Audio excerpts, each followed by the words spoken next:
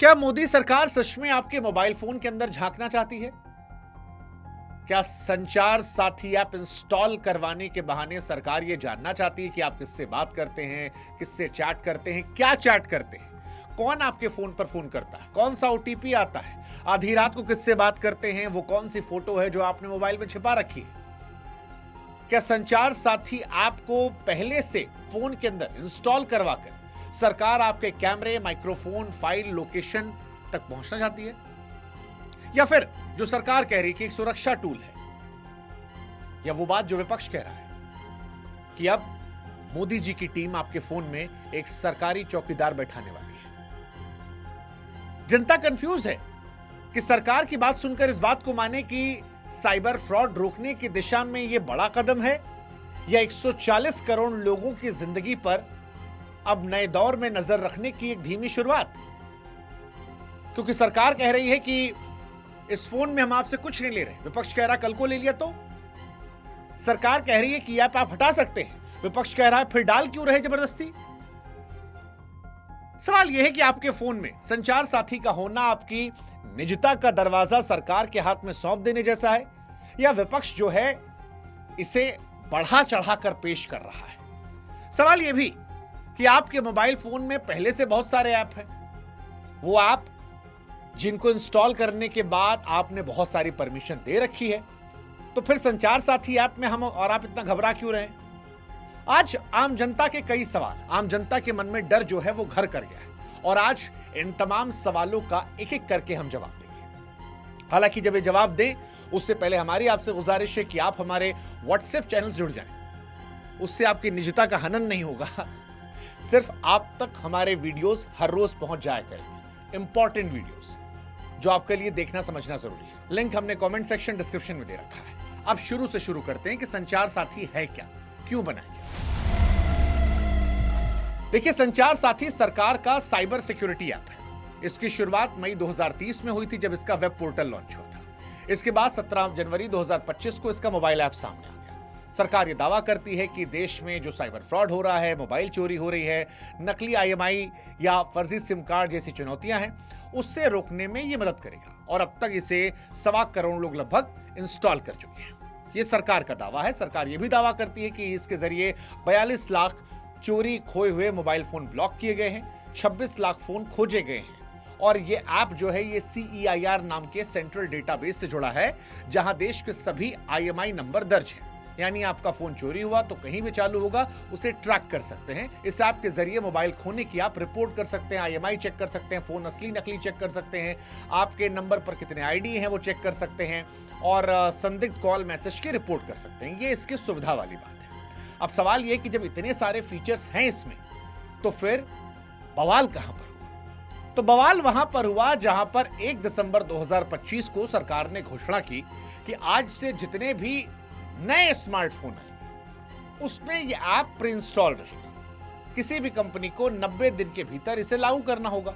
और यहीं से विवाद शुरू हो गया, क्योंकि सरकार सुझाव नहीं दे रही थी।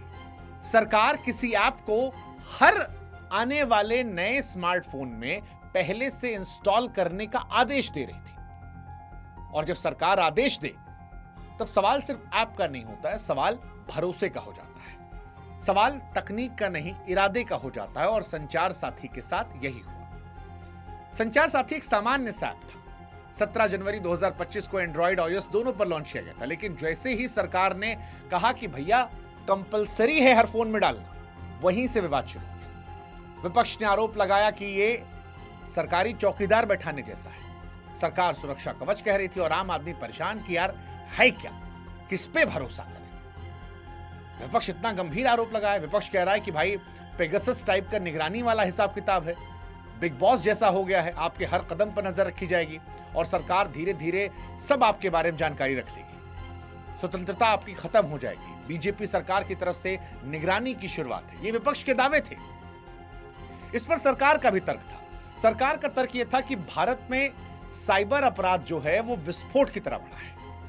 2024 में देश में 22.68 लाख साइबर फ्रॉड दर्ज हुए, लगभग 10 लाख फर्जी सिम पकड़े गए, 2.63 लाख नकली IMEI आए, दिल्ली में ही 4 लाख स्मार्टफोन चोरी हुए, हर साल 50 लाख फोन चोरी गुम होते हैं, सरकार कही इसके लिए जरूरी है।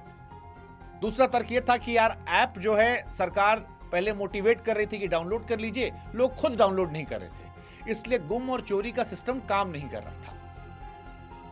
इसलिए हम कह रहे हैं कि आप खुद ही इंस्टॉल करके दे दीजिए। ज्योतिरादित्य सिंधिया ने कहा बाद में आप चाहें तो इसे हटा सकते हैं, मजबूरी नहीं है। लेकिन डर सारा यहीं से शुरू हुआ कि जब सरकार के पास यह ताकत आ जाए कि वो एक ऐप को हर फोन में डाल सकती है,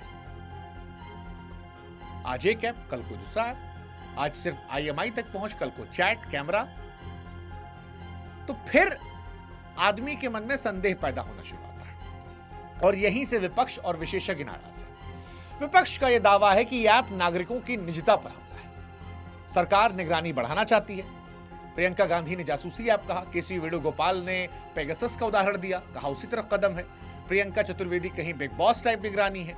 CPIM वाले कहे कि इस ऐप को नहीं हटाया जा सकेगा और करोड़ों फोन में निगरानी सिस्टम हो जाएगा। डिजिटल पॉलिसी के जो एक्सपर्ट्स थे वो कह रहे थे कि सरकार रिएक्शन देख रही है कि आज अगर कम रिएक्शन आया तो एक ऐप, कल दूसरा ऐप, आज एक इंस्टॉल करवाए तो रास्ता आसान हो जाएगा। इसीलिए वो कह रहे हैं इसकी लड़ाई लड़ना जरूरी है कल की तैयारी के लिए। अब आम आदमी का जो सवाल था कि भाई साहब क्या आपके फोन की जासूसी कर सकता है, अब तकनीकी जानकारी के आधार पर देखें तो यह ऐप SMS पढ़ने, भेजने, कॉल लॉग, कॉल स्टेट और फोन मैनेजमेंट की परमिशन मांगता है। सरकार के एक्सपर्ट्स कहते हैं कि कोई camera, microphone, file, gallery, location नहीं मांगता है। लेकिन आलोचक कहते हैं कि भैया ये आज की बात है, कल का क्या होगा। वैसे भी सरकार के पास आधार है, पैन कार्ड है, सरकारी जानकारियां हैं। अब डिजिटल भी चला गया तो मामला सारा गड़बड़ा जाएगा। फिर एक सवाल आता है कि जो सरकार के समर्थक कहते हैं भाई साहब बाकी भी ऐप्स तो आप इंस्टॉल कर रहे हैं, आप फेसबुक देखिए सारी परमिशन ले रहा है, इंस्टा परमिशन ले रहा है, व्हाट्सएप ले रहा है। फिर हाँ ये सच है कि व्हाट्सएप, ट्रू कॉलर, इंस्टाग्राम बहुत सारी परमिशन लेते हैं, लेकिन संचार साथी और इनमें फर्क है। संचार साथी ऐप को लेकर एक सवाल जो और लोगों के मन में आ रहा है वो ये कि संचार साथी और बाकी ऐप्स में फर्क क्या है, क्योंकि WhatsApp, true collar, Instagram, Facebook पर भी हम बहुत सारी परमिशन देते हैं। फिर सरकार का ऐप संचार साथी जो ये दावा कर रहा है कि आपका फोन चोरी होगा तो पकड़ा जाएगा, फर्जी सिम वाला होगा पकड़ा जाएगा, नकली सिम होगा तो पकड़ा जाएगा, और बहुत सारे फायदे बता रही सरकार, तो इन दोनों में फर्क क्या है? परमिशन तो दोनों जगह है। दो बड़े फर्क है। पहला फर्क, बाकी जो ऐप आप इंस्टॉल करते हैं वो आप अपनी मर्जी से करते हैं, आपकी चॉइस है। निजी कंपनियां डेटा चुराती हैं, सच है, लेकिन वो आपका डेटा व्यवसायिक उपयोग करती है। लेकिन सरकार के पास आपके आधार, बैंकिंग, टैक्स, स्वास्थ्य, पहचान और सोशल प्रोफाइल का डेटा पहले से मौजूद है। अगर इसमें मोबाइल की कनेक्टिविटी भी जुड़ गई तो ऐसा हो सकता है कि भविष्य में सरकार के पास किसी नागरिक की पूरी डिजिटल पहचान का 360 डिग्री व्यू बन जाएगा। संचार साथी में चॉइस कम है क्योंकि ये फोन के साथ आएगा। सरकार अभी कह रही है कि इसमें आपके बारे में जो प्राइवेट इंफॉर्मेशन है वो हम नहीं ले रहे, लेकिन इसी को लेकर एक्सपर्ट्स डर जता रहे हैं कि भविष्य का क्या भरोसा।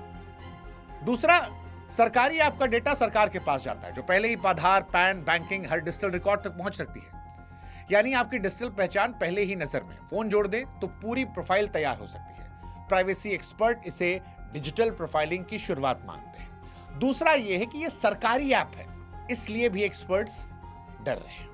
विपक्ष सवाल उठा रहा है। हालांकि सरकार कह रही है कि इस ऐप को आप अनइंस्टॉल कर सकते हैं, हटा सकते हैं, लेकिन आलोचक कहते हैं कि आज हटा सकते हैं, कल को अपडेट में हटाने का ऑप्शन बंद कर दिया। फिर एप्पल ने भी यही तर्क दिया था कि हम इंस्टॉल नहीं कर सकते हैं क्योंकि ये हमारी प्राइवेसी जो देने का कमिटमेंट है उस पर क्वेश्चन कर सकता है। कई सरकारी या कंपनी वाले प्री इंस्टॉल ऐप हटाए नहीं जाते, पहले से भी वो डिसेबल होते हैं।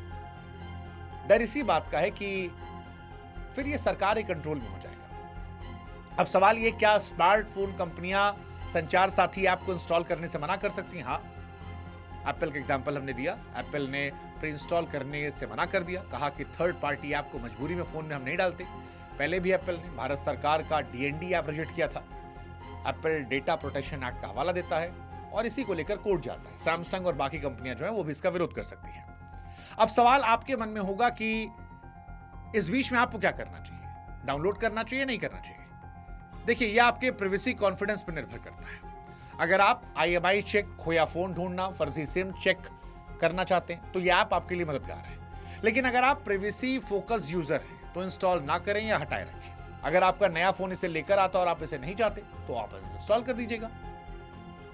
कुल मिलाकर कहें तो थोड़ा डर है क्योंकि सरकार का कदम बड़ा है, सुरक्षा तर्क मजबूत है, लेकिन निगरानी का भी खतरा उतना बड़ा है। संचार साथी सच है कि एक उपयोगी ऐप है, लेकिन एक संभावित खतरा भी हो सकता है। फर्क इस बात पर है कि आप किस बात पर भरोसा करते हैं, सरकार के इरादों पर या विपक्ष की चेतावनियों पर। हाँ, इतना जरूर है कि तकनीक कभी सिर्फ तकनीक नहीं होती, वो हमेशा किसी शक्ति के हाथ में एक हथियार होती है, या तो लोगों को बचाने वाला हथियार या उन्हें नियंत्रित करने वाला। अब इस पूरे विवाद में सबसे महत्वपूर्ण है आपकी प्राइवेसी, आपकी आजादी और आपका अधिकार।